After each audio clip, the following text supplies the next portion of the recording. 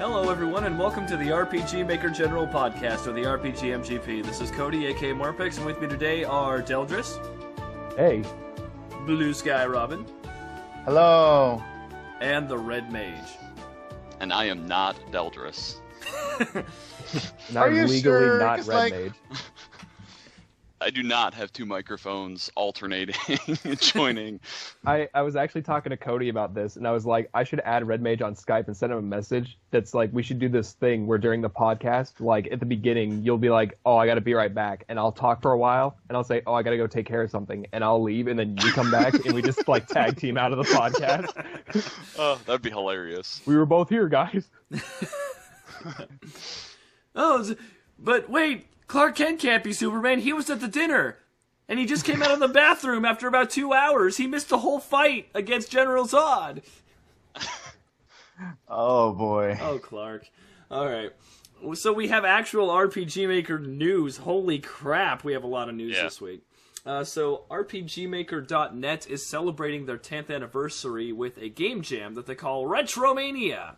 It's going to take place over 10 days. As of this recording, it has started, but it's going to wrap up Monday, June 12th. And you can either take, 10 hours or the full 10 days, which I believe would be Friday the 2nd, and make a game in retro style. It's not restricted by engine or genre. They just want, retro games to celebrate retro games for retro games' sake. So that's pretty cool. It's cool. Yeah, it's cool. So everyone submit your Doom simulator. Yeah. Get your Undertales ready. Oh, God. Speaking of 10-year anniversaries, Yume 2Key, which is the sequel to Yume Nikki, is celebrating its 10-year anniversary this month, and our friend Pinkuboa from Tumblr is hosting a game jam called the Dream Diary Jam. It's about making Yume Nikki fan games and unofficial sequels to Yume Nikki. Man, we got fan game jams going on all over the place. God, yeah. It's almost like all those school kids are on summer break and they need something to do now or something. It's it is, isn't it? It's almost as if all these things happened at the same time for some reason. Also, Cody, I think some people are going to be offended or cringing at your pronunciation of that title. Oh yeah, no, I butchered it. What am I supposed to do? You want me to go? You want me to go to the Pixel Horror Discord right now? Hey Pink, how do you pronounce Yume 2Key? How do you pronounce this title? Okay. All right. Any other news then? Because there's a lot, right? Yeah, there's a lot. We're gonna save Yanfly for last. In the meantime, so Steam Direct. I think we talked about this a couple months ago. Valve has said they're getting rid of Steam Greenlight. There are too many people. Yeah, we were super worried back then. Yep. Yeah, there were too many people gaming the system. They get greenlighted once, they put up a bunch of crappy games, and if I remember correctly, Steam's library nearly doubled in the year 2016. So for every 6 games that were on Steam in 2015, 4 came in the year 2016 alone. It's nuts. So they decided to replace Steam Greenlight with Steam Direct. You now have to pay a fee for every game you put up on Steam in order to cut down on abuse. And they went with the absolute lowest figure they estimated. It's going to be $100 per uploaded game. Yay! Woo! Yeah, I am excited. Yeah, the other cool thing is, again, with Steam's model, they're trying not to harm developers. So if your game reaches $1,000 in sales, not profits, sales. So if your game is $5, if you sell 200 copies, then you get your $100 back. So you've proven that your game isn't a piece of crap. You're not just there to flood the market. And hooray, you get another $100. Nice. Good guy, Steam. Okay. Mm-hmm. Hooray! Now we just have to wait 2 more years for someone to figure out how to game that system. But until then, enjoy. God. Make your game cost $1,000. You only got to sell 1 copy. Yeah, just call it Doom Premium or something. Done. The World Ends With You sequel. Oh, there you go. You know what? For $1,000, you'd probably still buy it. Oh, I'd buy it for $1 million. Final Fantasy III Premium. Now with more Thunderbirds. Oh. Every boss is the Thunderbird. No.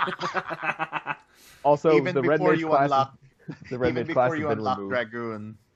What? No, you can't just remove me from the game. That's bullshit. And as you're fighting the Thunderbirds, the boss theme has been replaced with the song Jump Jump by Crisscross. This game is just getting worse by the minute. Yeah. You have to beat the Thunderbird using every class at least once to unlock the final boss. Oh yeah, because like you beat him, because he shows up as every boss fight, and if you beat him like with like a team of fighters, for example, he just becomes immune to all fighter attacks. So you have to change your class again every time you fight him. God. Oh god. Yeah. That's awful. Yeah. That's That's why happened. it's premium. Yes. Premium. Yeah, and if you are the first to complete the game, Square awards you with a Ford Thunderbird, a 2005 Ford Thunderbird. 2005. Nice. Yeah. Wow. So, Yanfly actually has a lot of stuff going on. He's added a new assistant. Their name is Sylvester. They're working on item scripts mostly, and that's most of what's come up on Yanfly's channel, which includes the item requirements add-on for the Yanfly engine. And basically, Yanfly makes a good point where items can be used, any item can be used by any member of the party in battle, unless it's a specifically out-of-battle item, then everyone has access to the entire in-battle inventory. Item requirements can put certain equipment restrictions, like if you're wearing armor, then you have no pockets, you can't use items, or if you're wielding a two-handed sword, you don't have a free hand for items. Also class restrictions, like if you have ninjas, they can use scrolls that do battle skills that other people can't do, that kind of thing. And apparently the way he set it up, you can have basically any parameter you want restrict any class of item that you wish to restrict. So, for example, can I have like silence but for items? Yeah. I don't think it'd be beyond it to have a custom status effect to block all item use. Wow, that sounds super versatile. Which, like, we talked about in, like, the item podcast. When was that out? Like, 2 days before this one was released? Yanfly's plugin? Oh yeah, our item podcast came out right before that video. Huh, what a weird coincidence, right? Man, I'm so glad that Yanfly came up with this. So, now that Red Mage and I are in the same place at the same time, the can is destroyed, Robin's looking for a new conspiracy. Yeah, pretty much. Yeah. No, Del, I'm not looking for a new conspiracy. It's always been there. How did I not see it this whole time? Yanfly is everywhere. He might even be listening as we speak. Yeah, he's Yanfly. basically the Voltron of Skynets anyway, so... Yanfly's gonna leave a blank comment on the video. And we're just gonna be like... Oh boy. Oh man. Yes, but going back to the item restrictions again real quick. I talked about this a while back, and Robin won't ever let me forget it. One of my favorite games for item use is Adom, which is a roguelike, and it has the infamous Scroll of Cure Blindness. And because it's a single-player game, the only person who can read scrolls is you, and if you're blind, you can't read scrolls. Now, in the game's programming, if you could read the scroll, your blindness would be cured, but you're blind, so you can't.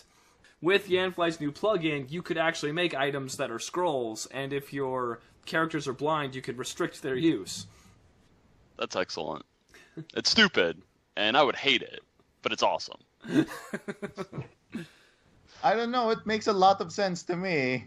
Well, no, it does. But if I'm playing the game and I'm like, shit, all my characters are blind, and I build a frontline beatstick team because that's what I do, because magic is generally bogus unless the red mage who gets access to both. Then if I'm out of eye drops and all I got is a scroll of cure blindness, then I'm just gonna rage quit the game for a week or two. So I want a spell that's like seal pockets, and it like magically sews your pockets closed so you can't use items. You can do that with this plugin, I guess. Man, Man, it like stuff like this. It's a lot of potential. So you aspiring devs, use your power wisely, or else you'll end up like Uncle Ben. The guy that makes rice. No, Uncle Ben, the uncle of what's his name? Spider-Man? Oh yeah, Batman. Yeah. Uncle Ben Wayne. No, Ben Wayne. Uncle Ben. Uncle Ben, your pearl necklace. He was left behind like Krypton. Hand over the scroll, Uncle Ben. Shit. Actually, read it to me. I'm rather blind. God. Oh man. Also, this was just silly, but I felt I had to mention it. One of Yanfly's new engine plugins is Footstep sounds. So as your character is walking, you can have a custom sound for them walking, and it can change depending on what terrain they're walking on. Okay, 99% of the time that would be stupid, but in a horror game, that would actually be really cool. Yeah. Agreed. Yeah, that's like the only thing I can think of where it's super applicable. Especially like if you stop walking and then the sound continues.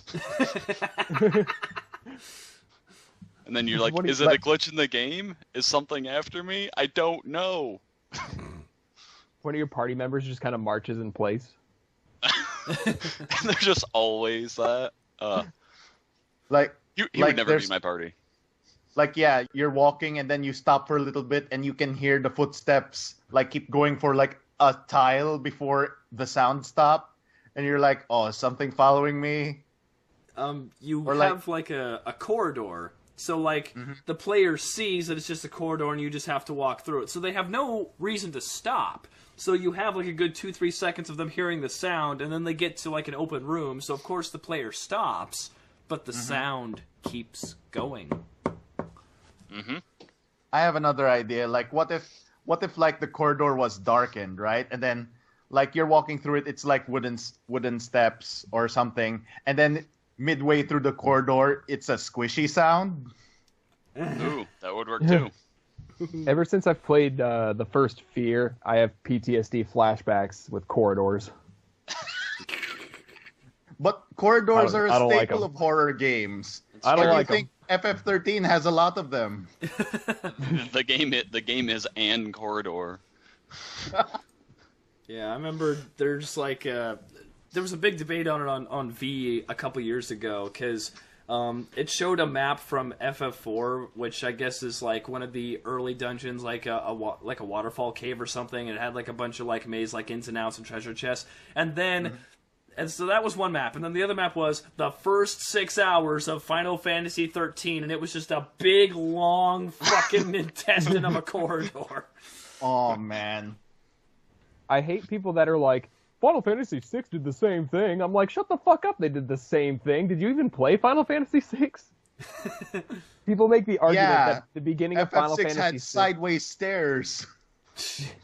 People make the argument that Final Fantasy VI was also linear at the beginning part of the game until, like, Kefka comes in and, like, fucks everything up. But I'm like, it's not a corridor. It's kind of linear, but it's not that linear. Yeah, not to mention that's like, wow, if you're well versed in the game, that's like maybe 45 minutes. Yeah. Really? Yeah, Yeah. not it's- 40 hours. Yeah, and it's got a good reason, because it has to bring you all these characters and do all this setup, and then after that it's open. Yep. Yeah. Oh, boy. And plus, it's got one of the most like open world. Well, except for 12, but I have a lot more problems with 12. But in World of Ruin and 6, you're basically just like, here you go. You need to get Edgar, you need to get Setzer, and that's all. You can go through the game with those 3 if you wanna. It's hard. But Oh, boy. Yeah. just that open world is really cool. But anyway, that's not the topic of discussion for today. No. one more thing. I liked how A Link to the Past did it, where Link's normal footsteps don't make noise, but if you go into the water, it makes that. So it's a nice little detail. Yeah. Yeah. Yeah, that's good. Also the Pegasus boots, though, too. Because then you do the... Yeah, the... Yeah. Or if you're in the water... Sound like a train. Yep. Yeah, I love those boots. You sound like a train, and then you crash into a wall and kill yourself.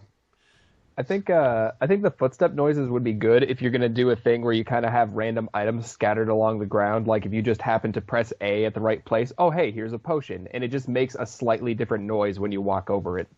Yeah, just like one pitch higher or lower. That'd be cool. Like, thunk. Not quite to that degree. You have a game where you can trip over items in the tall grass. I say just add like a noise that is the sound of somebody stubbing their foot really hard, and that's the noise when you step over an item. God. Yeah, it's like complete with cursing or... Oh, fuck. Could you imagine like your character randomly walking around and then just fuck, and then just like you can keep walking like you're not aware of what happened. It's like, hell? They should make that loud thunk sound when they're wearing like magnet boots or whatever. Oh, that'd be kind of cool too. Like adjusting it based on your gear. If you have one of those games where you can like choose your main dude's class or just their Or outfitting. equip boots. Yeah, I actually have a stubbed toe Item mechanic attraction boots. in a Castle Max, that RPG Maker game I made like forever ago, and put it in the general. But basically, near where the item booth is, there's some grass, and there's 4 random locations, and you have a random chance of stubbing your toe on an item, and then another random chance of actually finding it and picking it up. It's so hard to find because it's the mime's ultimate weapon. It's an invisible gun. So you give the mime an invisible gun, and he becomes your best character. Yeah. That's amazing. Oh boy. Is that it for the news? Because this sounds like a good segue. Yes. It's all the news. Segways are weird. Yeah. 2 wheels and balancing like that? What the fuck is the deal?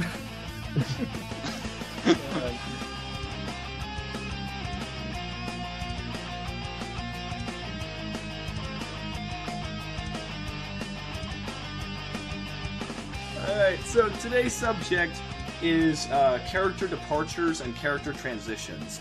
Many RPGs have the mechanic where you have characters that come in and then they leave.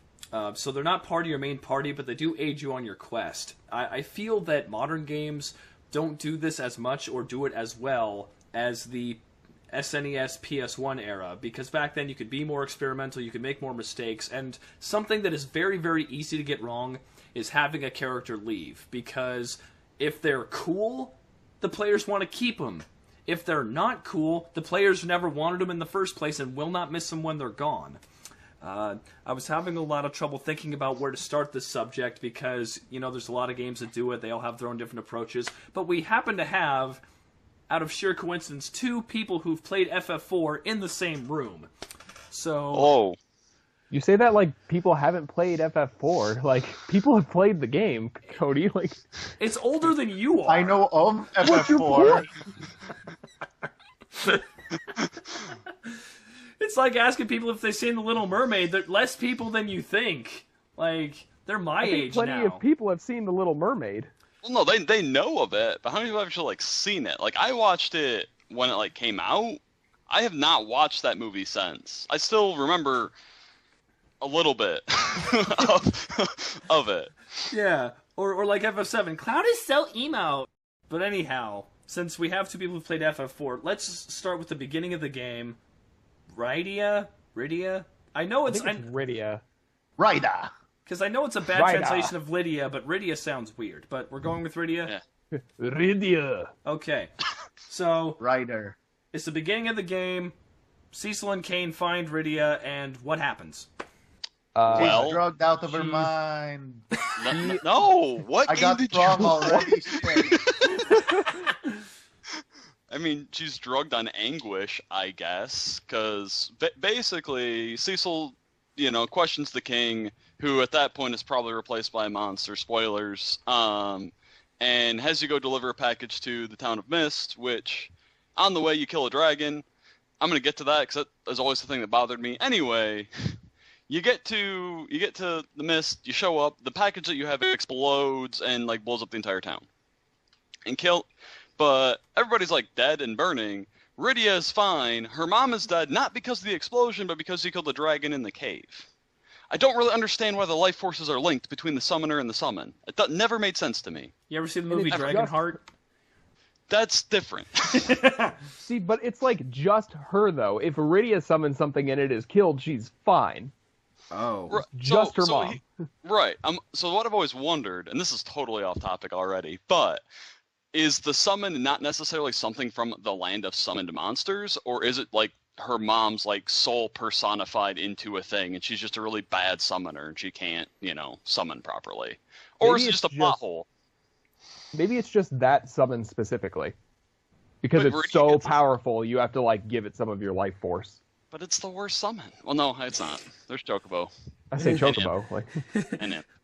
But anyway, so Rydia's mom is Rydia's persona. I mean, probably. But anyway, what happens here, getting back on topic, is through sheer rage, Rydia summons Titan, who creates an earthquake. And so you kind of see it just do its attack on screen. You're like, oh, that's pretty cool. And then it zooms out to the map, and there's like a landslide. And the entire town is devastated. And you, within like the first hour of the game, are separated from your first party member, Kane. Yep. So... And then I want a spin-off that is like Kane's point of view for the rest of that game. Yeah. I imagine he just kind of wandered back to Baron and was like, shit went wrong, and then King is like, meet my advisor, and he's like, I am Golbez, and then that's Kane's story. Yeah. I am Golbez. Let me use my hypno beams on you. Yeah. So Kane leaves. Luckily, this is pretty early in the game, so people haven't gotten too attached to Kane, I assume. I did. Yeah. I mean, well, okay, here's the thing. Like, Kane has a backstory, like, with Cecil, whatever his name is. Cecil. C-Man. Yeah. Like, you do your first airship quest for the king, and then you go back to the king's castle, and then there's a lot of backstory with Kane. And there is. I guess like that's where most players bond with Kane. Like, cause he's gone like within the next hour.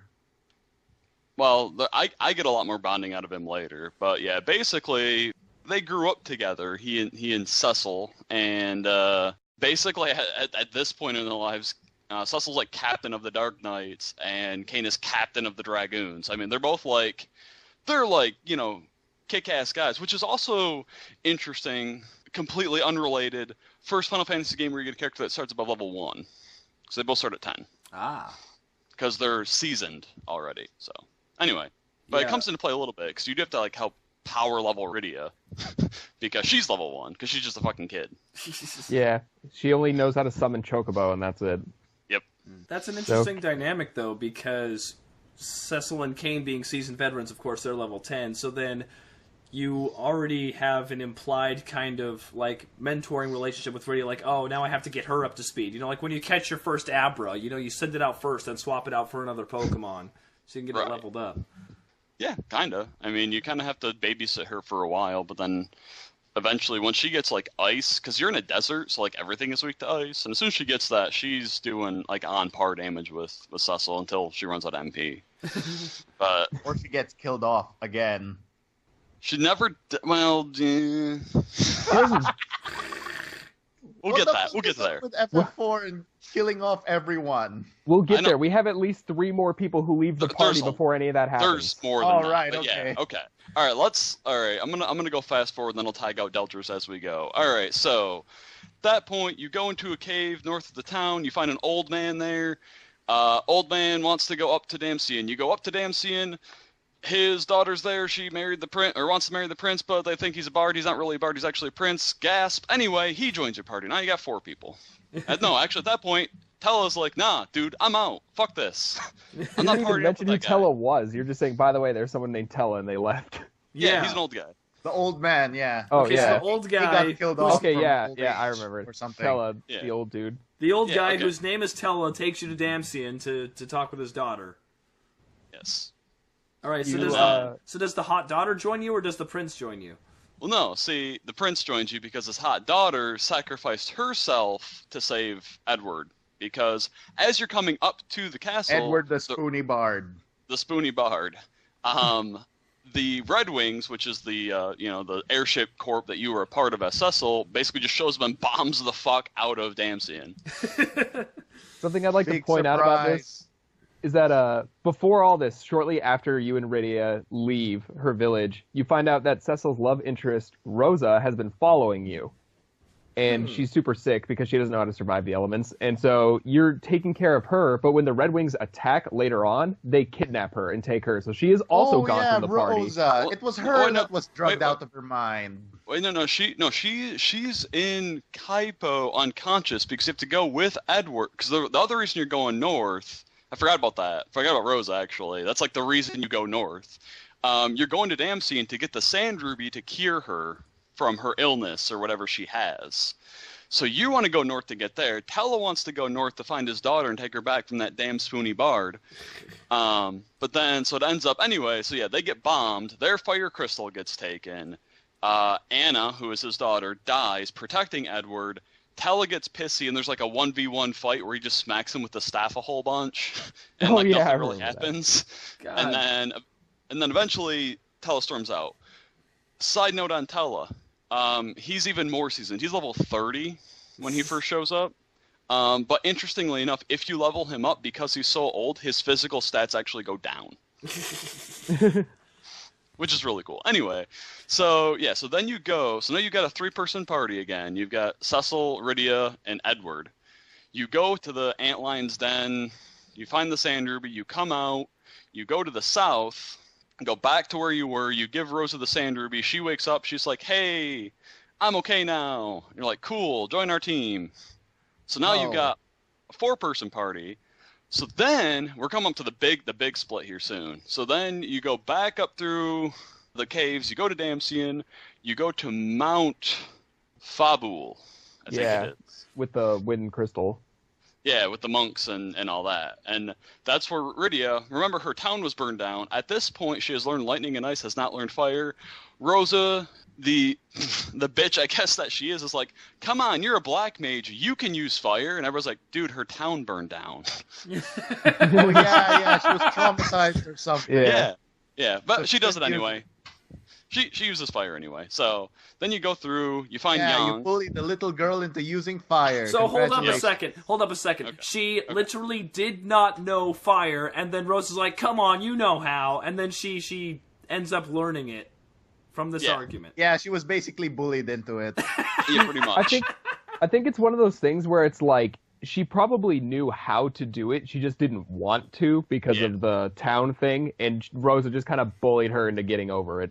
Yeah, pretty much. Wow. Yeah. So so that happens. So then you go, you clear the ice, you go through the mountains, you then fight against some of Baron, who is the country that you're originally from, soldiers.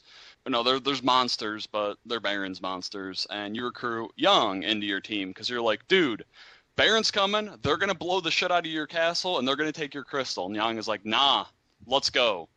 So you have a 5-man team, and there's a cool little sequence where you defend the castle. That's all well and good. Crystal still gets taken. Sad times. During this, Kane shows back up.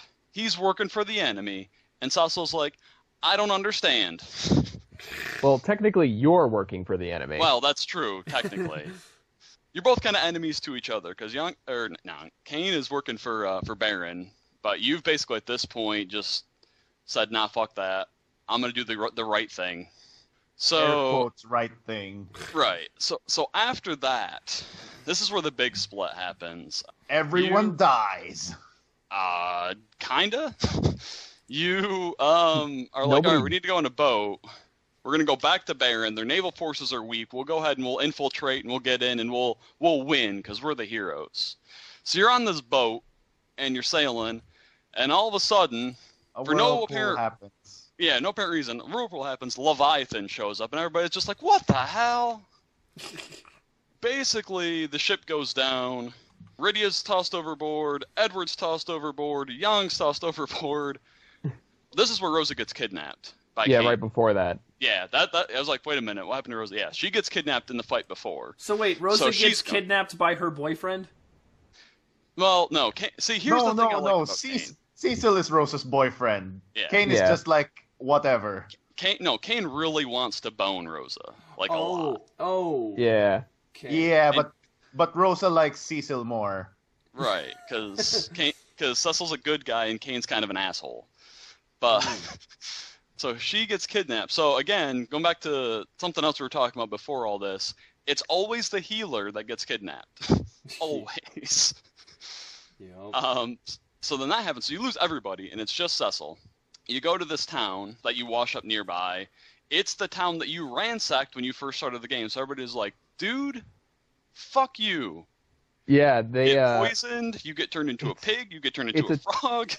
It's a town of black mages that you bomb at the beginning of the game. So when you go there, they're still kind of pissed about it. So if you try talking to any of the black mages, they'll cast a random spell on you, which can be like poison, frog, like just damage, anything. Death. Yeah. Not Thankfully death, not. fortunately.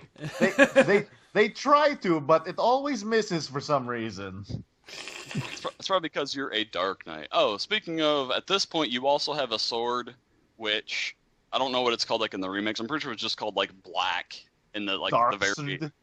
Well, it's basically just it one hit KOs anything it touches. So you hit somebody and it just says like I think it's a swoon because that was what they used for their KO status effect. But like big nasty bosses, you just hit them and they're like bah, and they swoon over you.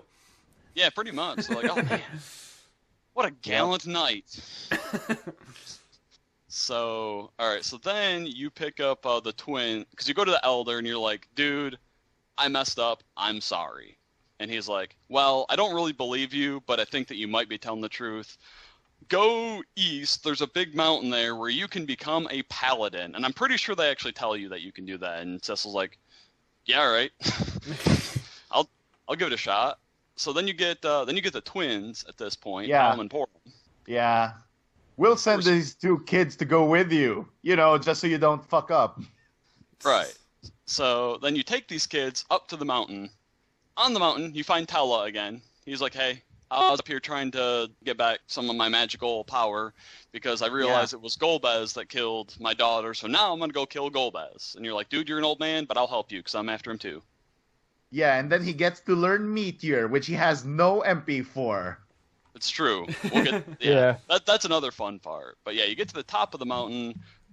There's a meanwhile. There's literally a meanwhile scene. Yeah. And Golbez, who's the big bad, who's basically taken over Baron, basically has Mylan, I think his name is his original name. I don't remember what his remake name is. It's really long. Anyways, like, here, go stop Cecil. He's pissing me off. And he's like, sure thing, boss. So you go up to the top of the mountain. You fight him. He's got a bunch of zombies. You beat him. You keep going past. And then, like, the screen darkens. And then he comes back as, like, this giant zombie thing. But because he's attacking you from behind, you get to fight a boss fight in back attack mode. Uh-oh. Oh, I remember that. Reversed. Yeah, that beat me real good the first time. Anyway. Yeah. And back attack means that everyone in the back row is now in the front row and vice versa. Yep. Yes. Yep. So your three squishy mages are all in the front row. Oh, shit. But at this point, Mylan is undead, so both Tella and Porum can, like, cure him to do damage to him. I don't think you can do the life trick on him. I've never actually tried. But anyway, you beat him.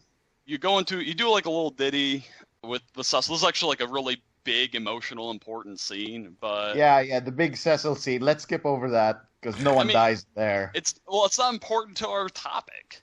But anyway, you become a paladin. Yep. Yes.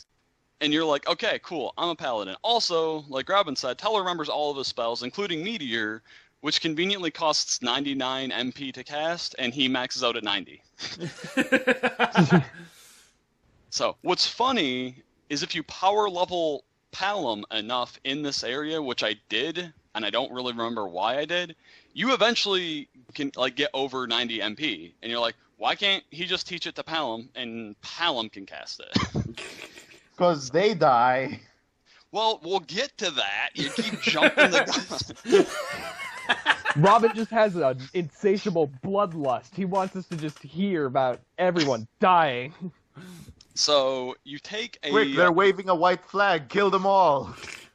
You can't anymore. You're a paladin. Also, noted that when you become a paladin, you go back to level 1. That's also an interesting note, because you have to relearn how to fight.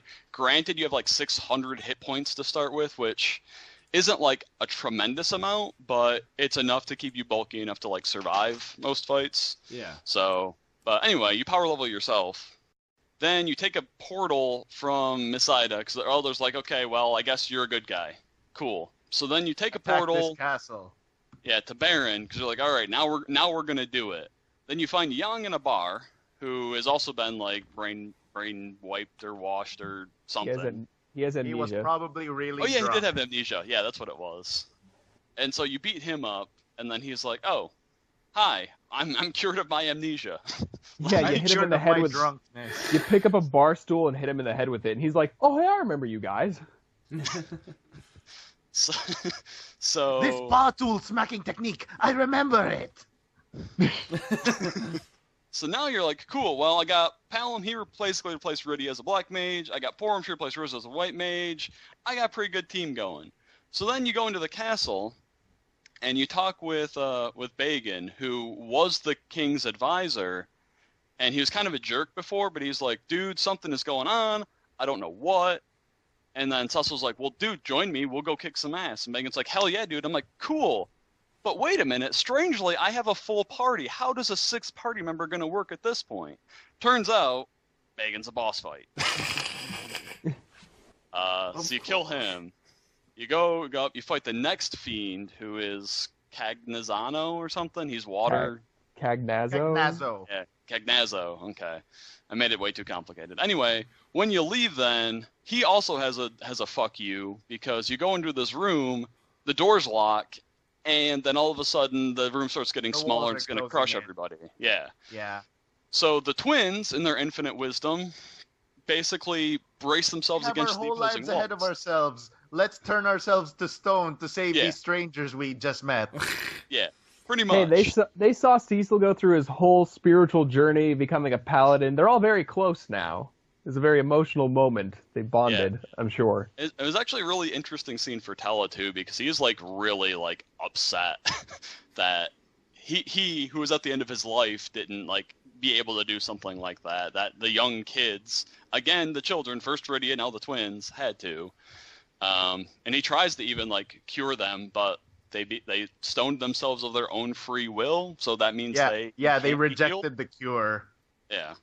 So now you just lost 2 party members, but then you run into Sid, who is the mechanic, who's like, hey, I'm going to come with you. One of the few games where Sid is a party member. That's true.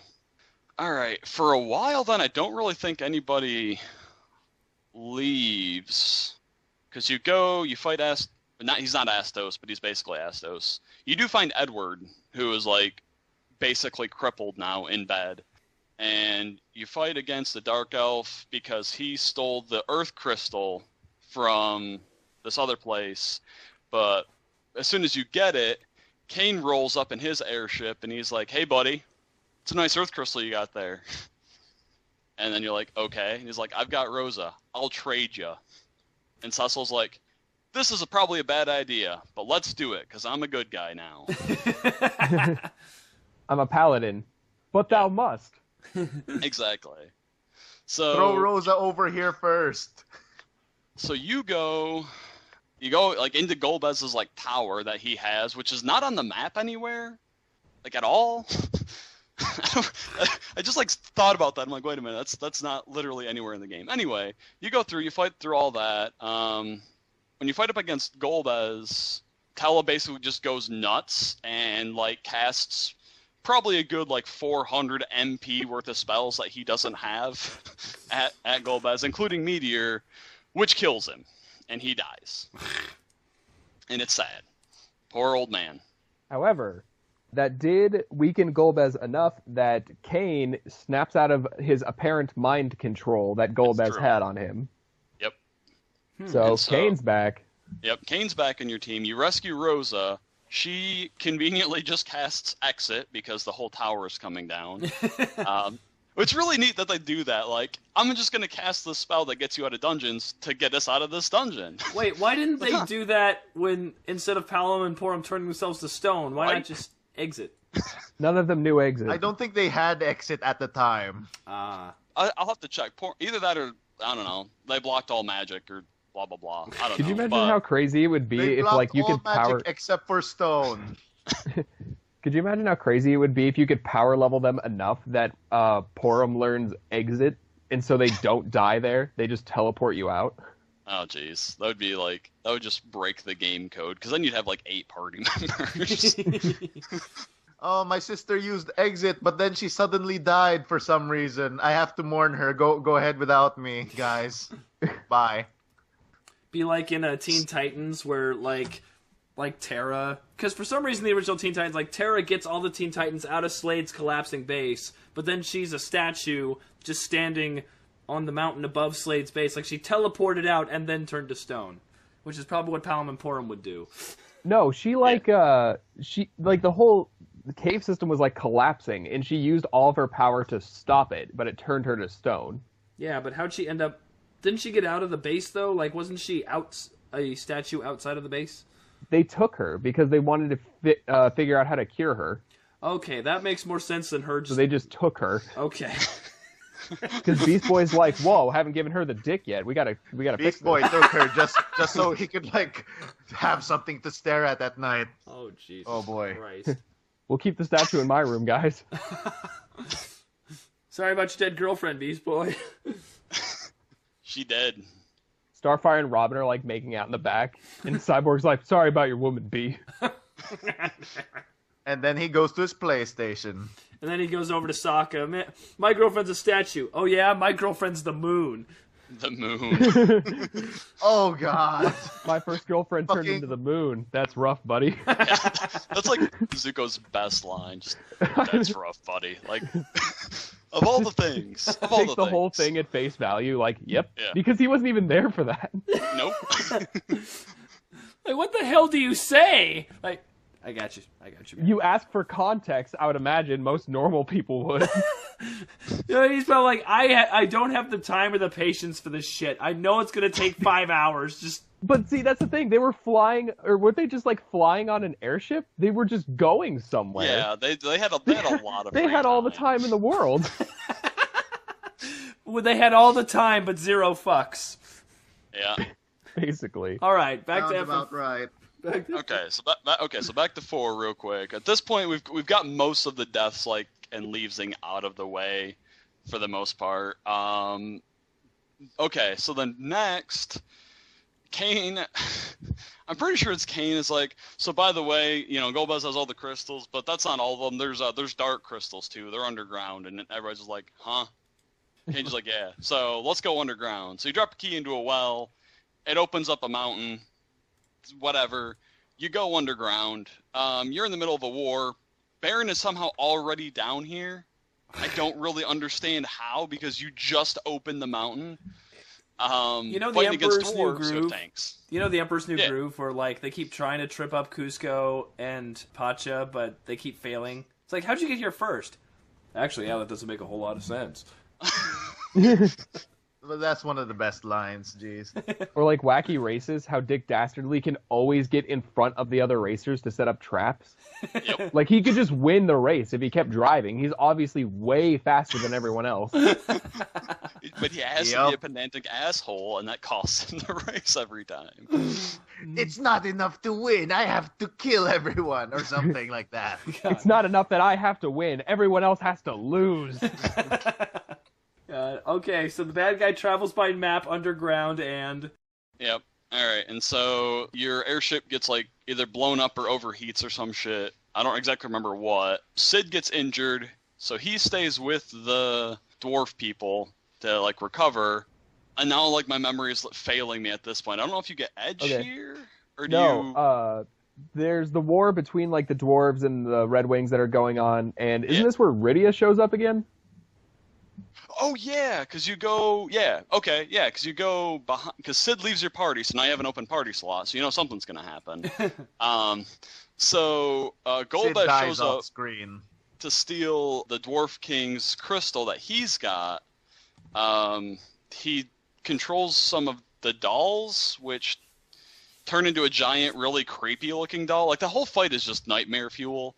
But anyway, so you beat the dolls, Golbez shows up, and he's like, I'm gonna do this. And he basically paralyzes the whole party, and then he summons a dragon, who then just, like, starts eating people. I think the attack is actually just called Consume, and it does max damage, and just immediately kills whoever it hits, until you're down to one party member. And then Rydia shows back up. And she's like, oh, hey, I'm not dead.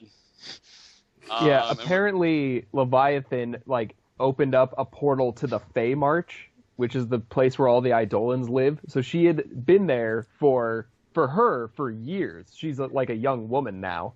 Yeah. And like now she has, like, all these summons, and she's super powerful, and she has, like, level 2 or 3 black magic spells, and she's awesome.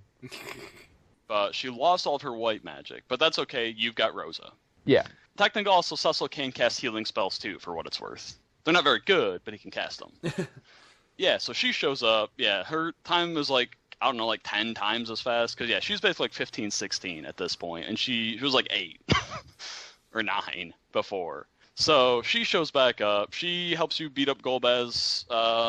And he is defeated, but his arm is still alive, which grabs the crystal, I guess. And then teleports out. Don't really know. Doesn't make a whole lot of sense. Oh yeah, I forgot Golbez had rocket punches. Yeah, pretty much. Okay, so then that happens. Man, I always forget like what happens here. The whole underground thing is the worst. You go with the dwarves to the Tower of Babel. Oh, you do go to Babel. Okay. Yeah. You find out Golbez is keeping the crystals there, so you're like, hey, let's go get those back. Okay. And then you get there, and you find out, oh no, they moved the crystals to the surface portion of the tower. So we have to leave the underground, go back up to the surface so we can get to the Tower of Babel on the surface and get the crystals. Okay. Before that, though, don't you have to go and like try and get the other crystals? And in one of the ones, which is the one that's got the doors that are actually the mimics, Kane gets brain controlled again and punches Cecil, takes the crystal that you just got, and then leaves. I'm pretty sure that happens there. Because I know at one point that definitely happens, because Kane's like, nah, dude, fuck off again. I think that's later, because we have to, like, at this point, I don't even think Edge is in the party yet, because you have a full party. He's not. Yeah. So that happens after you get Edge, so that's not happening right now. Right, because when you go to the Tower of Babel, man, I'm so confused now. I'm trying to remember this whole ending thing, because at one point, because Edge steals an airship. Can we skip to the part where everyone hijacks a whale to go to the moon? We're almost, well, that's not super important to our topic. I remember the next person who dies. Yeah, that's young, because he's like, I am a monk from a secluded mountain town. I'm gonna handle this fucking control panel that's about to explode. The rest of you guys leave. Yeah, these cannons are about to fire on the dwarf city or something, but the control panel's totally going haywire. So Young stays there to like shut down the cannons, but basically as soon as he's done, it explodes. Yeah. Probably because he is a monk from a secluded mountain town. He does not really do technology. I don't really understand why he was the one that chosen, except for the fact that he's expendable. We'll pray the problem away. Yeah. He kung fu'd the problem away. Yeah, so Kane leaves again. Yeah, Young leaves. They're interchangeable. They both use two weapons. Somewhere in here you get Edge, who's a ninja. And he's pretty cool, I guess. He also wants to bang Rydia, which is kind of weird, because I think he's probably like early 20s, so it's not that weird. Oh, I remember. No, before the Edge thing, you go back to the surface. Don't you get Edge on the surface? Yes, you do get Edge on the surface. So as you're leaving the underground, Sid decides to seal the passageway by like blowing up his ship and killing himself. So that way there's no more going between the two worlds and the crystals can be safe. Okay. It also stops the Red Wings from pursuing you.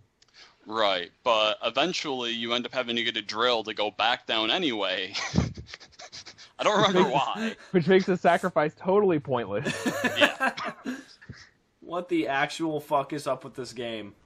I don't know. It's a wild ride though. But at that point, pretty much everybody that has been dead can be dead, and your final party everybody comes back together. Ends up being Cecil, of course, Kane, which is kind of cool because he started it with you. He's gonna end it with you. You get bookends. It's nice.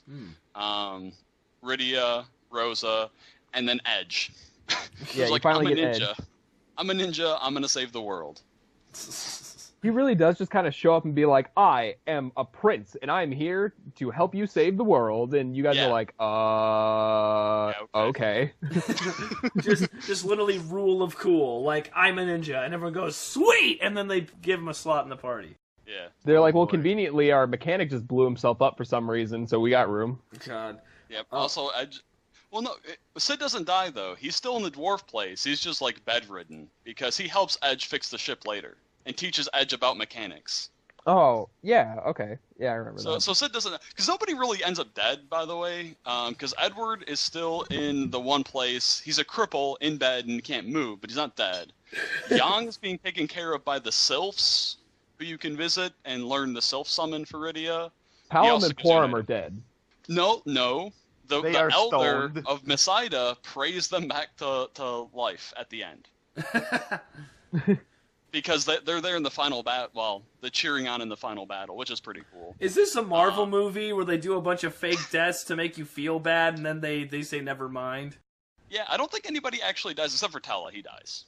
He's very dead. Tella is dead. He's actually just dead. Yeah, but I think everybody else, nobody actually He dies. died from old age, though.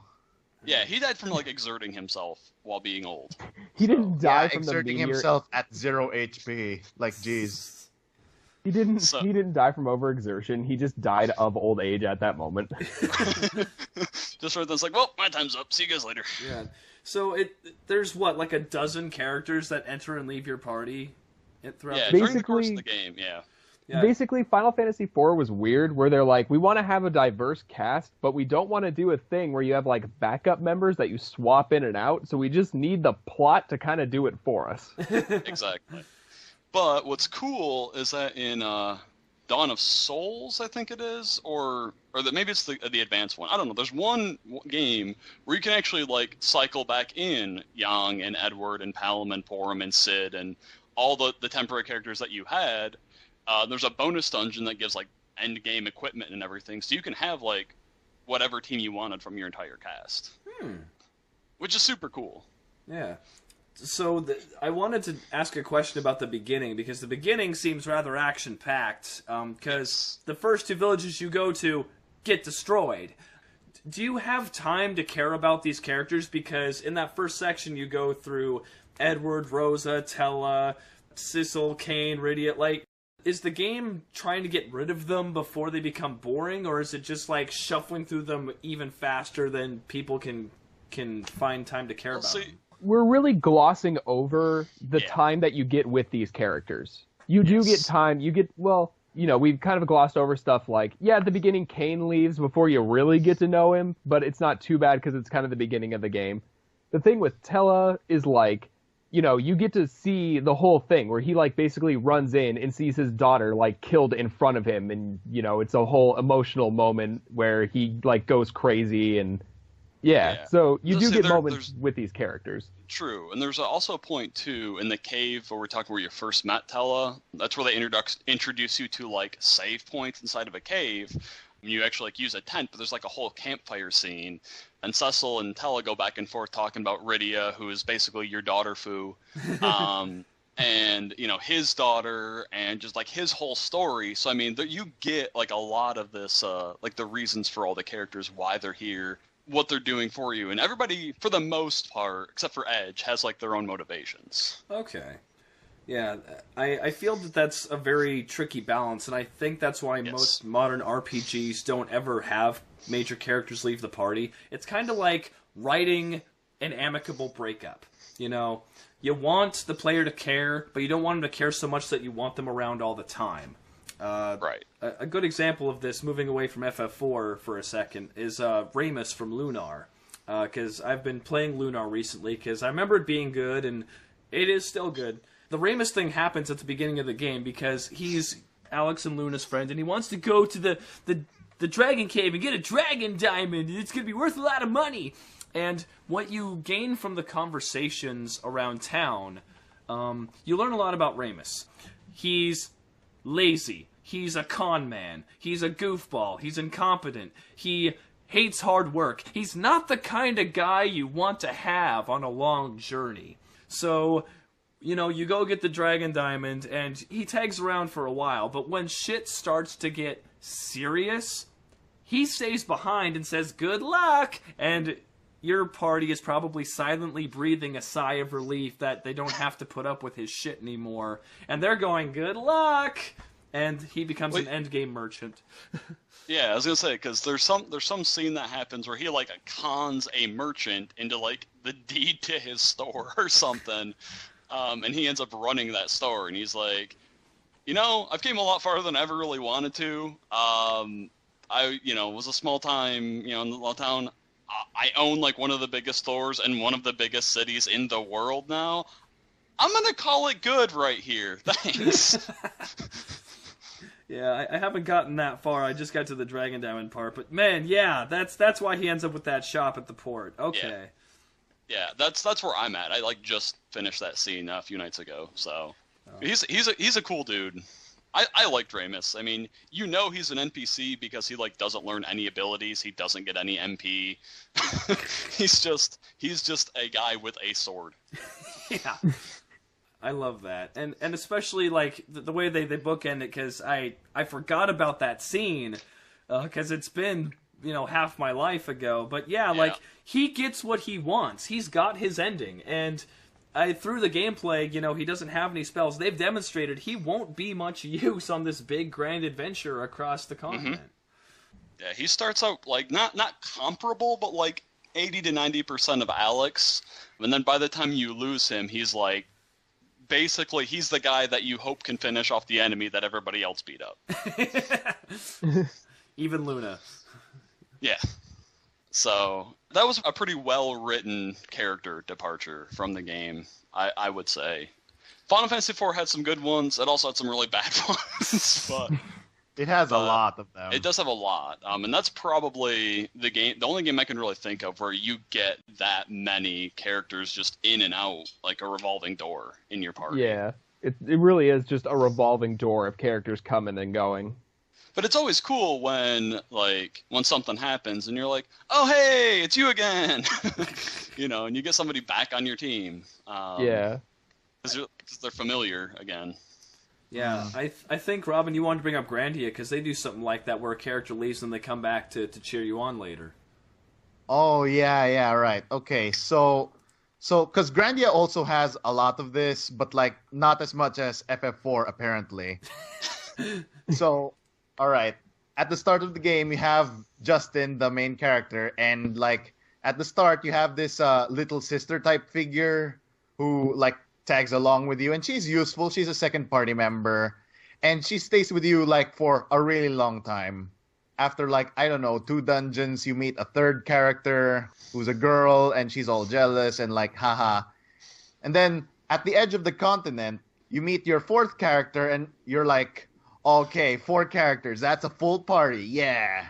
Here's the thing. The first little girl, she's kind of weak, but that's expected because she's a little girl. And then the 4th guy you meet is basically a fucking knight who one-shot you on like his first meeting.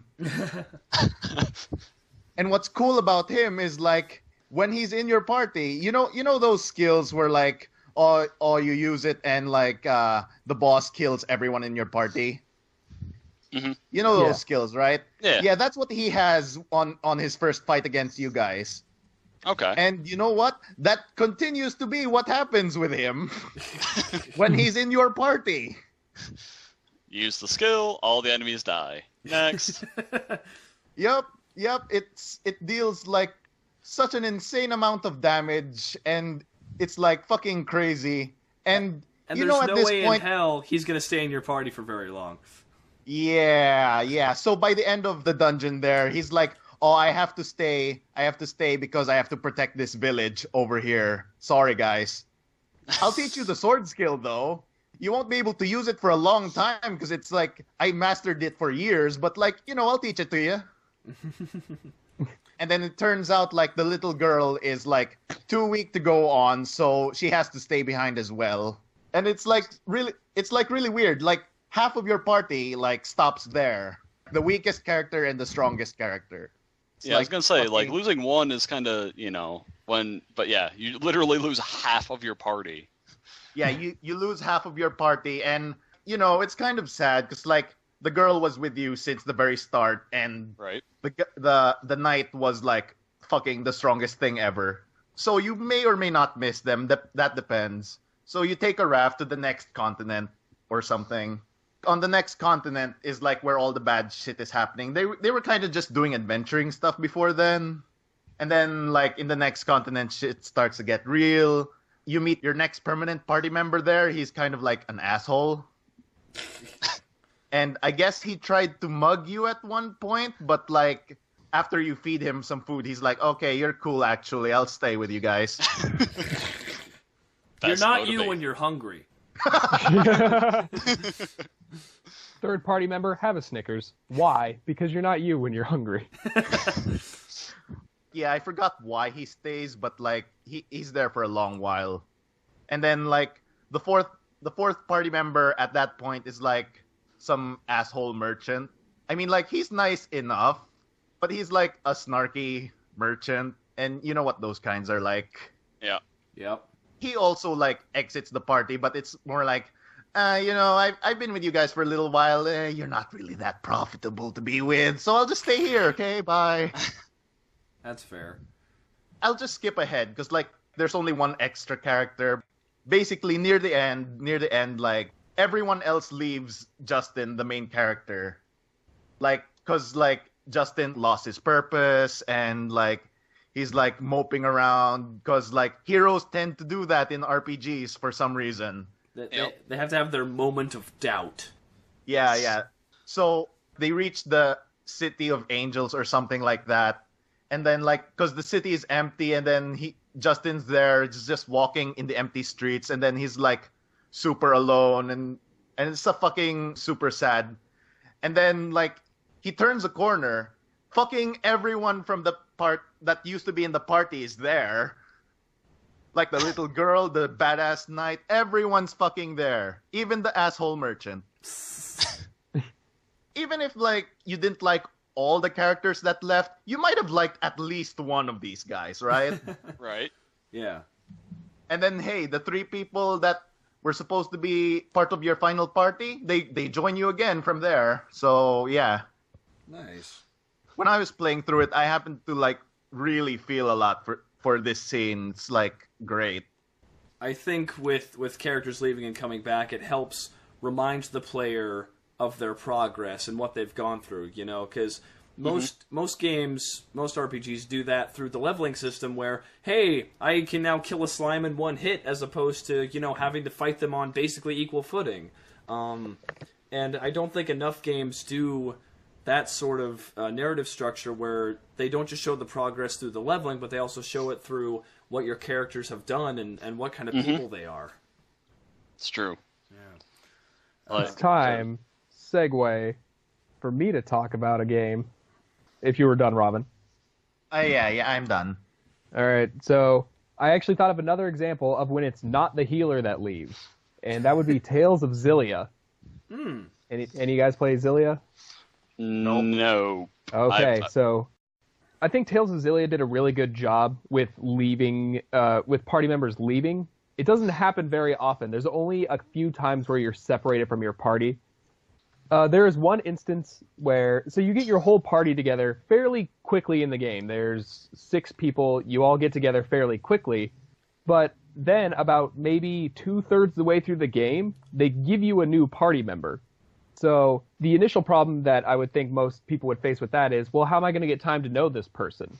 Well, conveniently, shortly after you meet them, some things happen, and you are separated from your party, and you're just with this new party member. So the two of you are like, okay, well, we need to go and find everybody else, and then you get time to, get to know them. You have one-on-one conversations. You're like, what are you doing here? What's the whole deal? Blah, blah, blah. And I thought that was neat that you tag around with them for a little bit just to get to know them in a one-on-one setting so you don't have all the other characters you already know kind of distracting you. Yeah. Right. And then you meet up and you all come back together and you're like, okay, well, now I have some context with this person. And then you get to see them interact with the other party members because they're like, where have you been? What have you guys been doing? Like, blah, blah. And they all have conversations. And I thought that was kind of neat. Something else that happens, there is a party member that leaves. Actually, they betray you. And I thought that was an interesting way to go about having a party member leave. Because from the get-go, when you meet this guy, you know he's sleazy. Like, he's got a trench coat, he's got greased back hair, he always has some smart-ass remark to make. But at the same time, he's charming. He is likable, but he comes off as kind of like, this guy has been in some bad stuff. And so he betrays you. And I think that kind of solves the problem of, how to write a good departure for a character that you like. Because then it isn't like, oh, this guy that I really liked is gone and now I want him back and blah, blah. You want to go find him, but it's mostly, for answers. Like, why is he doing this? He had been with you the whole time and now he's turning on you, and why is he doing that? And then when you finally do meet up with him again and he explains his side, it's not like he just turned away from you to be like, oh, I'm going to be with the bad guy to get all this money or something. He actually has a legitimate reason that you could very easily sympathize with, in that some people would even say he did the right thing by betraying you. You know what? I think we have now discovered why betrayal was such a huge trope back in the 90s. Like, we as paleontologists have dusted off the reason is because betrayal is a rather effective technique for getting rid of characters that players like. It's true. Harkening back quick to 4, because that's one of the things about Kane that is explained a couple times, so it's something we didn't really get to touch on, but he is mind controlled, but part of it was very willing because it let him be with Rosa, like pretty much during that entire time. And he is very ashamed of himself for it, but totally straight up admits it to Cecil, like, dude, this is why. And Cecil's just kind of like, it's okay, buddy, even though that's totally not. He's basically trying to cuck you, my friend. But but it's a very selfish, it's a very real reason why the mind control worked as well as it did. She's my best friend's girl. Anyway. Yeah. Yeah, pretty much. That's their whole thing. Anyway. Speaking of betrayal, one of my favorite character departures is a betrayal. And you all are going to know it the second I say it. It's Gafgarion's betrayal in Final Fantasy Tactics. And the reason I like it isn't because it's out of the blue. It isn't because it's a deep and compelling reason. Gafgarion basically gets paid more to go after you than to help you. Because you're going after Princess Ophelia, and Ramza wants to protect her from both kingdoms because he understands the game. Gafgarion is getting paid to send her to, I forgot who, but one of Ramza's brothers, probably. Probably. Either the Hawkton or the Nanten. They're all assholes. Everyone's an asshole. Everyone's an asshole. That's that game. Yeah. But the thing about Gafgarion betraying you is you weren't expecting it so quickly, and Gafgarion has all the equipment and the class that he is when he betrays you. So if you kept him as a Dark Knight with his badass Dark Knight skills and his badass Dark Knight equipment, you're in for a rough battle, buddy. Yeah. But if you... So I turned him into a hobo. Right? So if you, happen to talk with Gafgarion before you arrive at Zyrical Falls, like, hey, Gaff, buddy, Dark Knight thing, don't think it's working out. We kind of want you to be, could you be maybe... Archer? Let's go with Archer, yeah. Let's say Archer, and then, Oh, you don't like bows? Perfect. Let's have you punch. We'll just have you be an archer with no weapon. That's what we want you to be. We think you're going to be most successful that way. And he begrudgingly accepts. And your armor. We don't think you're going to need that. Can you just wear no armor for the next battle? And Gafgarion begrudgingly once again relinquishes his armor, and then he betrays you, and he is a punchless archer. Yeah, it's pretty great. Because it's the first time I didn't know, so I got Dark Knighted. I won barely, but then on the next playthrough, I was like, dude, you like potions? Cool. Chemist.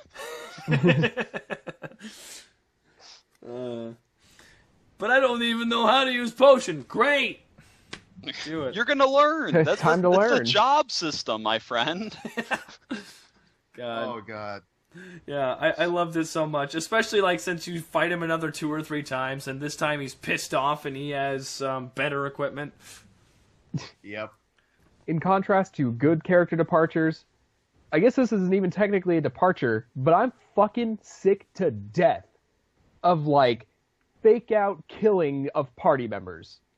I'm so done with it, because it's always done horribly wrong, and I hate it, and I just want to punch every developer at Atlas in the face. So, I'm not going to talk about You don't Persona like 5. it when characters fall off of cliffs into, like, misty grounds or something? No, what I'm talking about With is, no body like, found at all?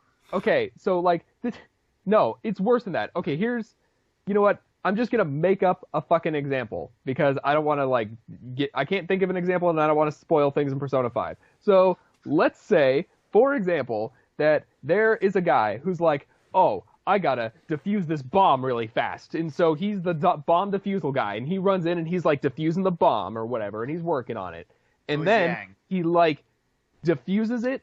And then, like, the bad guy's like, nah, dude, and blows up the bomb. And you watch him explode. He's at ground zero of this fucking bomb.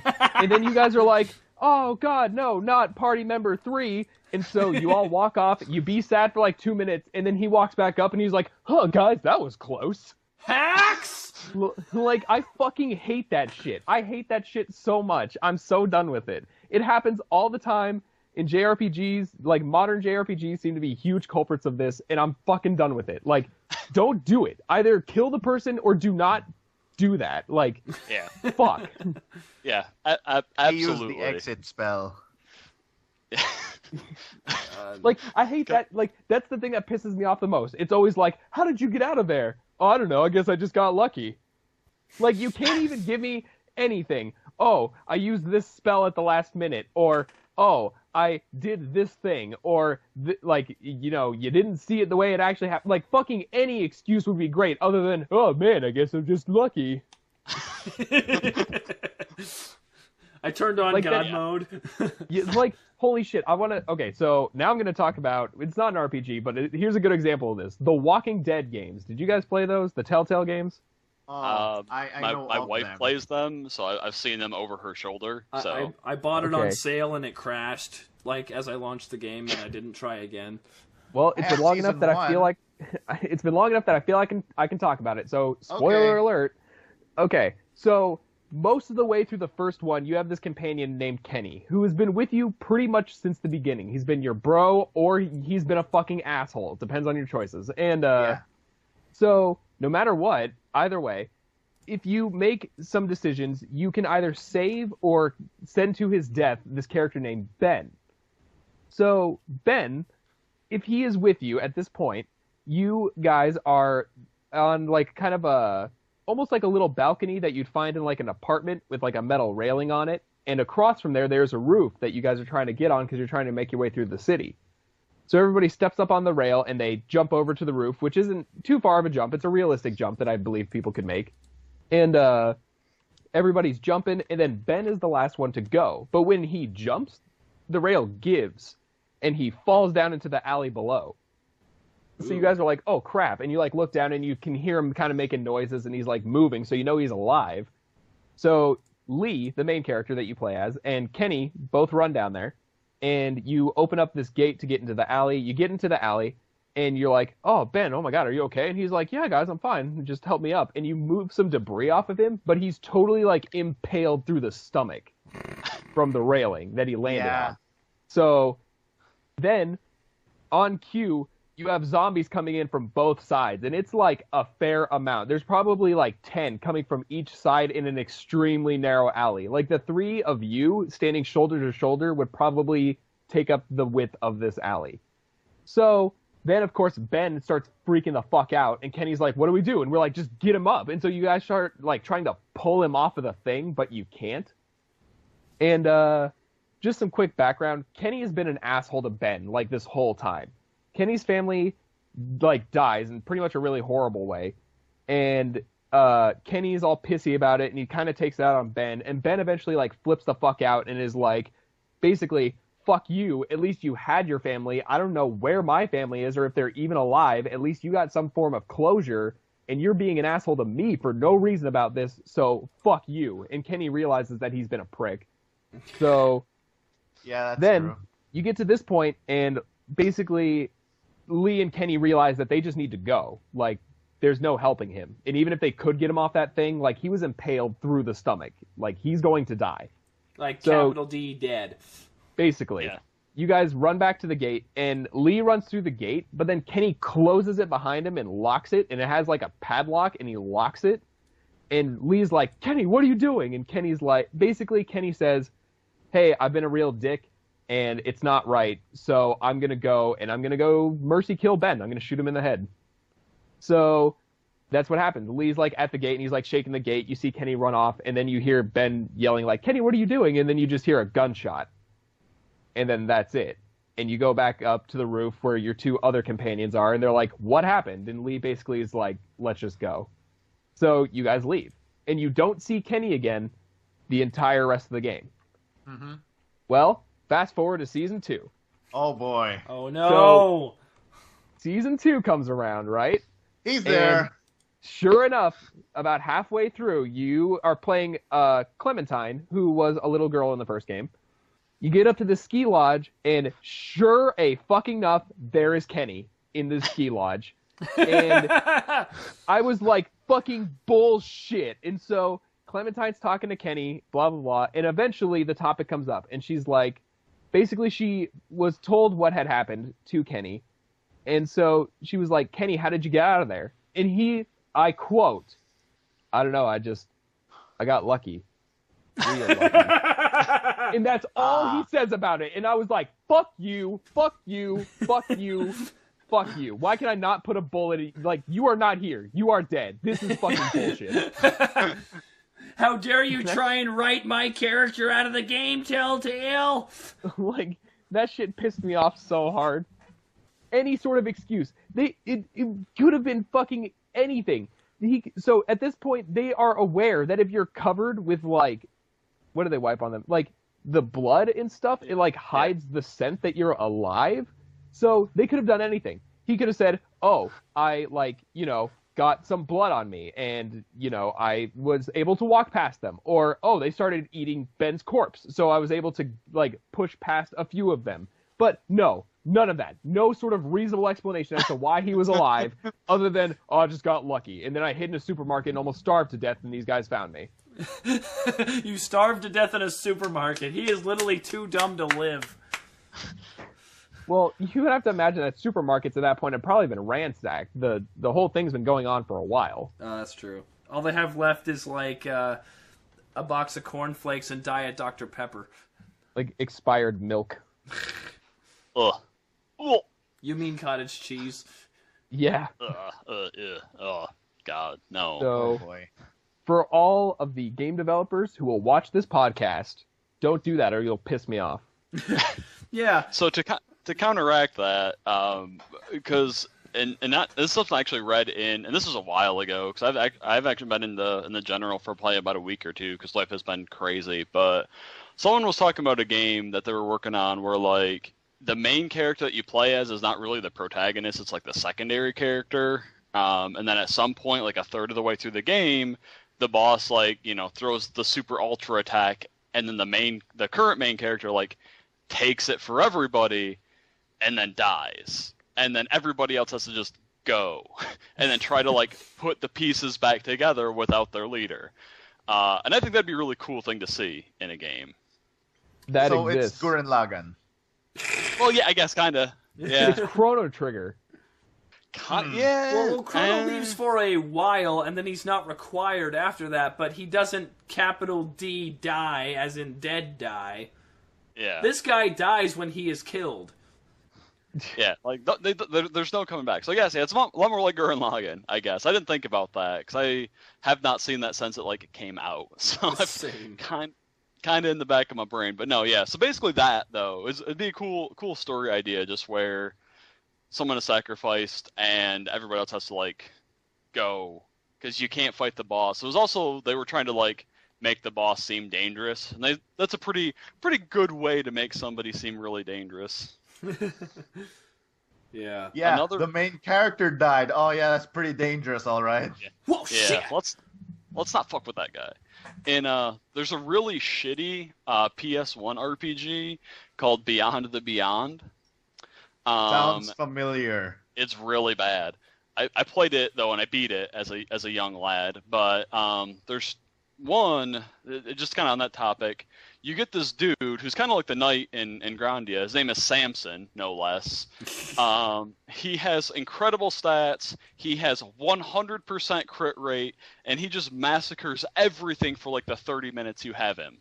And then at which point, this witch, who's one of the 3 big bads, shows up, and she puts a curse on him. And then he's cursed to being a normal party member at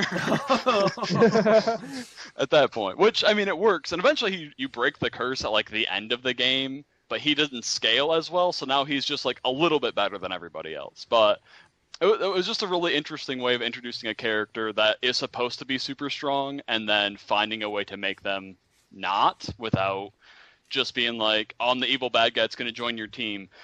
I don't have any of the attacks or the weapons or the armor that I used against you when I fought you. I don't know why.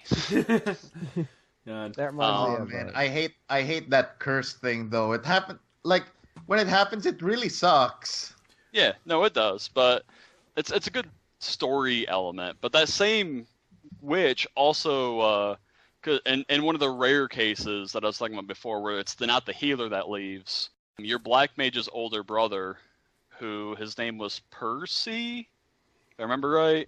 He's just a sword and board fighter. He is the one that gets kidnapped because the witch kind of likes guys. So he was a handsome boy, so she took him. Oh, that's great. Oh god. Wow. Yeah. That reminds me of the best character introduction I've ever seen in any media. So sorry, I'm gonna get a little sidetracked here, but that reminds me of this movie. I can't remember what it's called. Came out years ago. It's about this prince, and you learn very quickly that his kingdom's kind of in turmoil, and he's going to be ascending the throne soon. And so the first 20 or 30 minutes, you get to know him and the problems he has going on, and he has a quiet moment where he just kind of reflects upon himself and thinks about what he really wants. And then he goes up to his chambers, and he's sitting there stewing about whether or not he really thinks he's ready to be king. And then some kid busts in through the window, jumps at him, and fucking assassinates him and runs out. And that's the main character. I don't understand. So that assassin is the main character. Then the movie entirely focuses on him and what he's doing. Oh, man. That's awesome. Oh, yeah. So what I was going to say is an accepted writer's thing is coincidences that get characters into trouble are great. Coincidences that get characters out of trouble are awful. Yes. Mainly because there's the lack of payoff. Like what Del just was talking about with the bomb defusal, that goes terribly wrong because he didn't bring his defusal kit, which means it took Counter-Strike. Bad joke. Anyway, there's no payoff for the player if there's no impact to the story. Because if anything can be coincidenced away, then why would anything have weight or value inside of that story? Yeah, I can see that. And yeah, it's... I mean... Go on. We are the same person.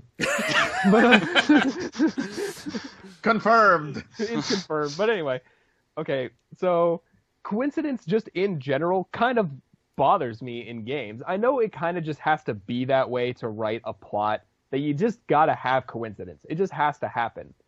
But I think there is a right way and a wrong way to do coincidence. And I think it could work either way. You could coincidence people out of trouble, but it needs to be, I don't know, like, convincing. It doesn't need to be so over the top or not really receive any sort of explanation. Like, if a bomb explodes and the guy defusing it was blasted so hard from the force that he just flies away from the explosion and lives, like, that's fucking retarded and doesn't make any sense. Like, that doesn't make sense. That wouldn't actually happen.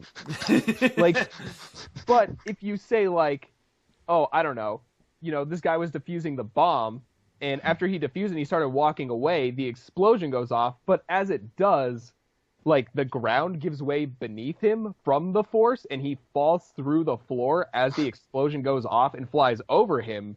That is just believable enough that I could buy it. And it's at least some kind of explanation. And who knows, maybe then you could say, oh, hey, well, what's down here? And that is what continues the plot. Like, that would be something that I think is a good way to coincidence somebody out of trouble. Like, you can't, like, don't Deus Ex Machina it, essentially. Yeah. Well, though, maybe he just got lucky. I mean, if after that and he was laying on the floor and we all find him and he was like, well, that was lucky, I'd be like, fuck yeah, that was lucky, dude. Like, what? Oh, God. Yeah, he was in a coma this whole time. I think with some coincidences don't necessarily become good or bad, they just complicate the story, like the Dark Crystals in FF4, but also, to bring up another game, Final Fantasy Legend 2, you're collecting the 87 Magi, which are the statue of a goddess, and that is, you complete her, and something's supposed to happen if you collect all of them. Anyway, the point is, Excuse me, 87 of these? Yes.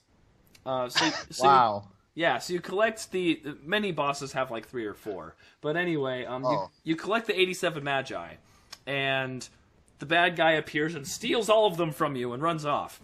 And your dad, who you haven't seen all game because he goes off on adventures, like you watch him leave when the game starts, he appears and he's like, actually, I am part of a secret society who's collecting and protecting the Magi. We haven't told anybody this, but we're going to tell you now because we kind of have to. There's actually 88 Magi, and we're going to go get the last one right now. So I like those are kind of like Axe Cop, kind of out of nowhere coincidences, but at least they give the characters something to do.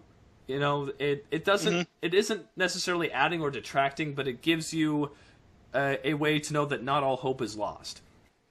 Yeah, I can dig it.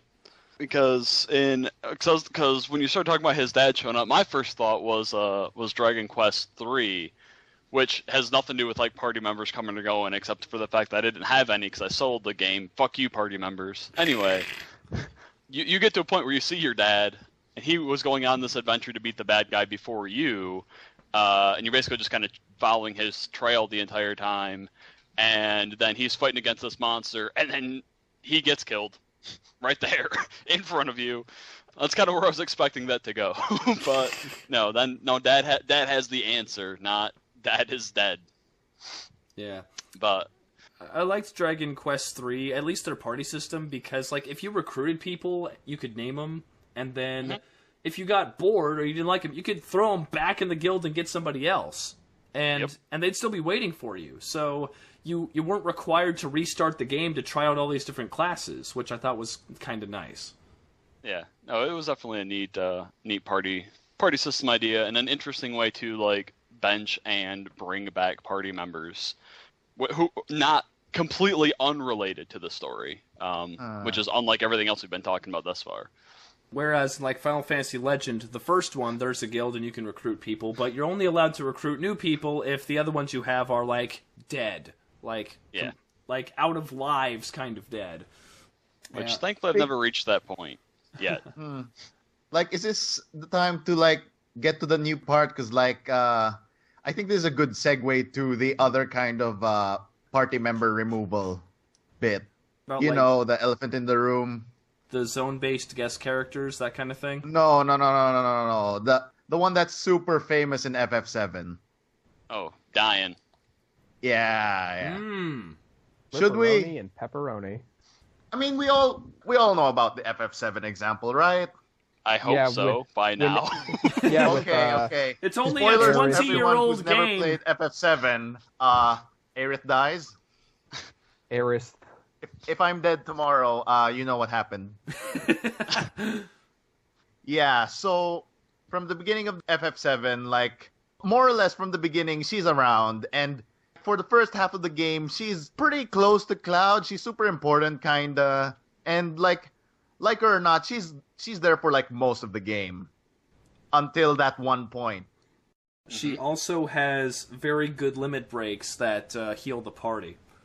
Yep, and if you get her ultimate limit break, it is just phenomenal. Like, game-breakingly good. Yeah, you get all the buffs in the game, including buffs that you can't normally get. Yeah. Like invulnerable. Yeah. Shit. Yeah, her level 4 limit break, if you take the time to get it, is amazing. But doesn't matter because you don't have her for the last half of the game. I think that's a good way to approach it, because since Eris is your healer and she has these unique limit breaks, most people are going to have her in their party. And the people that do are going to feel her death way more than the people who barely ever used her. Because, I mean, she can be in cutscenes, she can chime in, she can be part of the plot, but if she's not in the player's party, then the level of care is still, like, way below what it could be, which is why some people legit cried when they watched Sephiroth Shanker. Do you think that's why it's always the healer or support character? Because the developers need it to be somebody that the player is probably attached to, and you're going to get attached to your healer because when are you ever not going to have a healer in your party? That's true.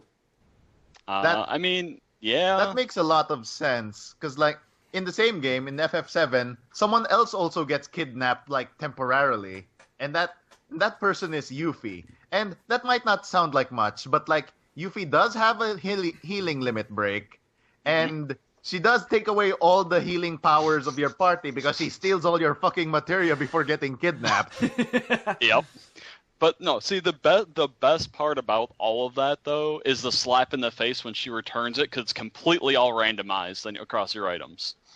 No, it's not completely randomized, I think. It's like they're all in the correct slots, I guess, but all on the wrong equipment. Maybe. I don't. Like I just remember when I got it back, I was like, cool, and then I got into a fight, and I was like, this is not my setup. this is not right. So you were not paying attention when Cloud was like, I think you put this back wrong, and she's like, whatever. No, I wasn't. She just throws it at the party, and they all hold up their weapons and stuff, and it just kind of like flies in at random, and she's that's like, all kind right. of what happens. Yeah. When she gives it back, yeah. Or one of the best character deaths in Final Fantasy VII. I'm actually not even sure if he dies, but it's the one where you fight Palmer for like 10 minutes, and then you're hitting him with swords and guns and other things, and then she just like eventually just like leaves, and then he gets hit by a truck. That's the end of the fight. He was hit by a truck? Yeah, I don't fucking like remember that. Yeah, that's like the end of his like sequence. Like as he's like, when you beat him, he smacks his butt at you because that's what he does, and then he goes to run off, and then just a truck comes in and hits him. that's the end of the battle scene.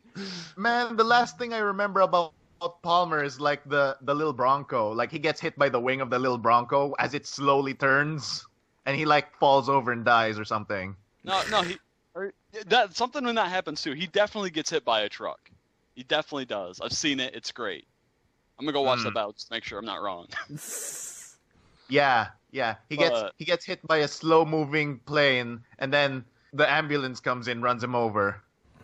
Because fuck him. And then he gets hit by a meteor and a lightning bolt at the same time. I mean, he's a huge asshole, so I'd be alright with that. Like, he just has like status effects, and he like just taunts you the entire battle. He's like the most annoying person to fight against. So all that happening to him, I'm cool with. He's an asshole. Fuck him. That reminds me of an enemy in Persona 5. The only ability that they will use on you is called Maram Karam, which is essentially charm. Like it charms you, and you fight your own party members. If they reach a point where they have charmed your entire party, when it gets to their turn, they don't just attack you, they spend their turn laughing at you. That's awesome. Oh man, yeah. That reminds me of I played Final Fantasy Tactics Advance like when it came out, and one of the crystals, like one of the bosses, is literally just a bunch of crystals that charm you. And I first went into the battle with just Marsh because I forgot. Like, I wasn't paying attention. I just started the battle with just Marsh in the party. So the crystals weren't doing anything. Oh, this is an easy boss. Just beating the crap out of the crystals. And then I've read up later that they're supposed to charm your party. And if I had brought everybody else, I'd be fighting myself, too. So you lucked out by not bringing anybody else in. That's awesome.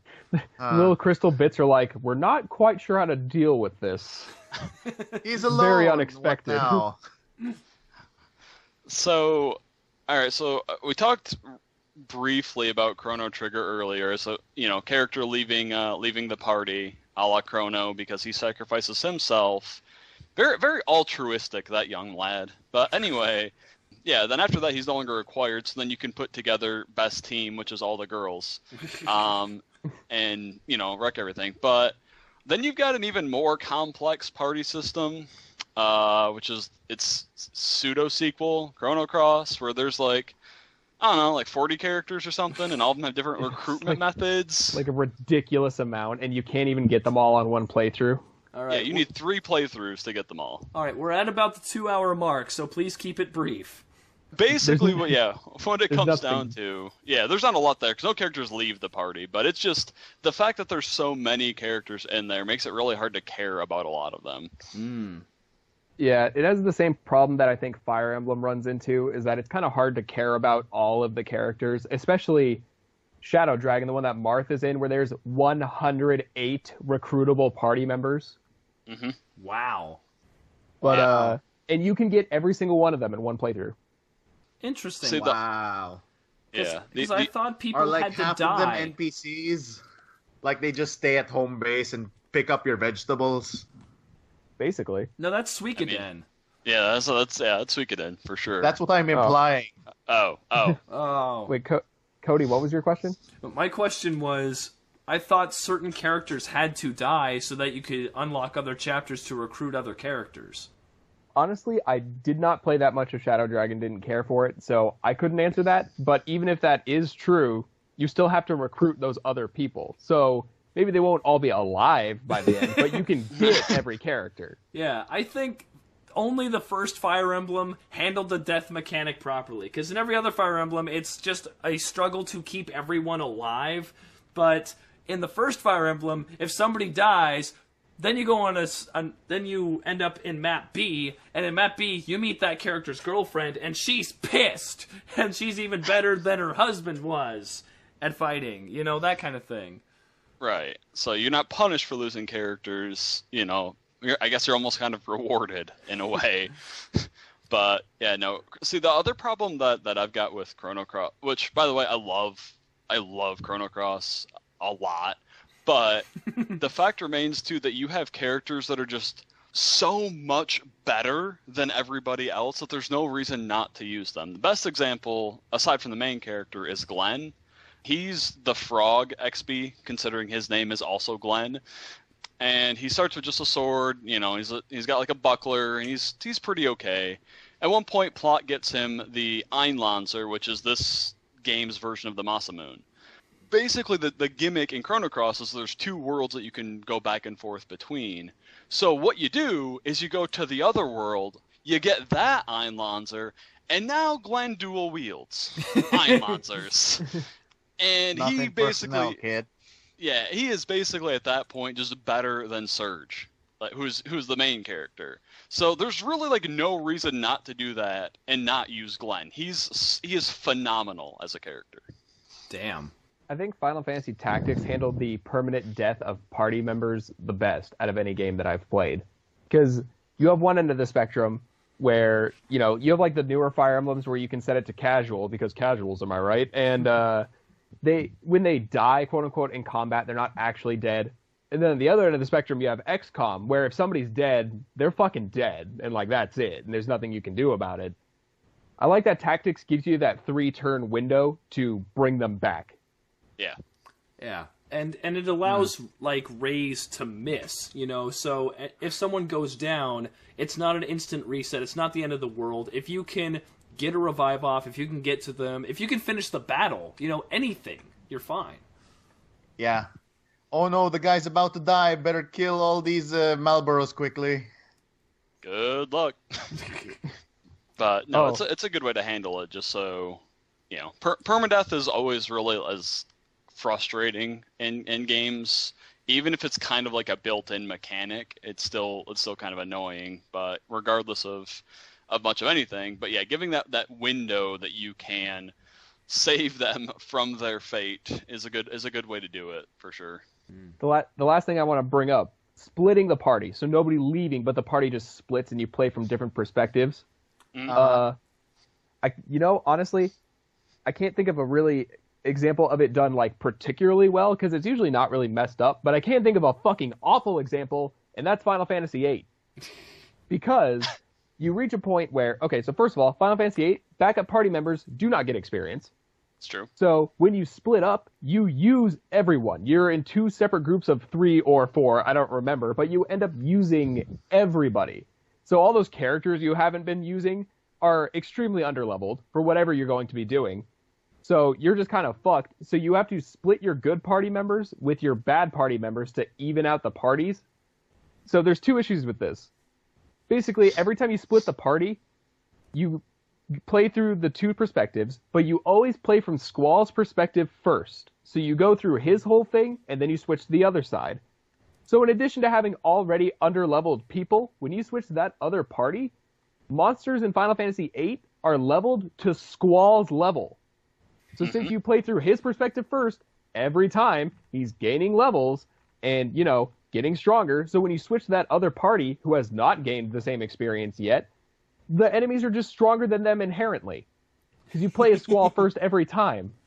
And so then you send in the B team, and they're just like, oh god, you never used us because you don't like us, and now we're dead!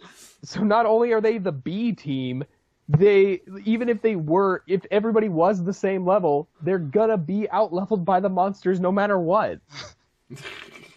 That's why you just run away, because bosses don't give experience. You just run from everything. There's no reason to level in that game. At all. Because the bosses are also scaled to Squall's level. So you just run from everything. Yeah, but I mean, that's not an intuitive thing. Most people playing through aren't going to realize that. Well, no, that's true. Yeah, no, the first time, absolutely not. But, yeah, 8 is just a bad game. It's bad. Much like Gafgari on an FFT, no one realizes it the first time. Yeah, exactly. But that's something you remember. Mm-hmm. The only thing 8 had going for it was the system they used to learn spells and stuff, which I'm pretty sure is just an exact copy of 6's, which is probably why it was good. No, wait, what? In 8, don't you learn, spells and abilities and stuff by equipping, No, that's 9. Eidolons or... No, 9 you learn it from gear. Oh, from gear. No, in 8, you learn spells by drawing them out of the enemy. You have to use, a draw command, and then you store stocked amounts of certain amount of spells. That just sounds complicated. Oh, okay, yeah, I remember. Yeah, Never it's mind, awful. I take it back, it's shit. Just like everything else in 8. It's especially bad, and Doom I've Train bitched was about this cool before. in that game, though. Well, yeah, But that's can about you the only good suplex thing. it? That's Zell it. He's on probably your could. side, and he can't be suplexed. That's why he's great. But, see, the other worst part is you junction spells to your stats. So there's no reason not to just get the best spells, not to use them, of course, but to junction them to strength. Because there's no reason not to. It's stupid, and I hate it, because basically the way you cheese the game is you max strength on Zell, you get him to about 10 to 15% health, and you put him with two slowest people you can do. On his turn, you hit triangle, which switches to the next person. There's a check at the start of every turn, because limit breaks are no longer a bar, there's just a % chance depending on how low your health is. So you just keep mashing triangle till you hit the slightly different sound effect, which means you have a limit break, and then you do his limit, which there's 2 attacks you can chain back to back, because he's a time limit with timers. And if you're quick enough, you can do one every 0.1 second. So you can, once he's got a 5-second timer, you can do 50 attacks for max damage. And then the next turn, you just do it again. Because there's no cooldown on the limit break. The game is fundamentally broken in every way. Oh, God. some people enjoy that weirdness, like me. Well, no, I mean I know it's just I can't enjoy it because it's just breaking the game. It's just like 12 because I had to break the game to enjoy it. Anyway, I'm done ranting. We're running up on time, I think. So Yep. All right, we shall rant another day, I'm sure. Yeah, we don't have the time to talk about Kingdom Hearts and their guest characters. I can sum this up really easily. Guest characters are fucking stupid. Okay. Great Always. talk. Thank Always, you all for just no matter what, they're always stupid. Perfect. Thank you all for listening to the RPG Maker General Podcast of the RPGMGP. This is Cody. I am very hungry, and I'll see you all next time. this Red Mage still not Deldris. This is Deldris, legally not Red Mage. This is Blue Sky Robin. Are we really ending this super abruptly? 2 hours! 2 hours! I have things I have to do today!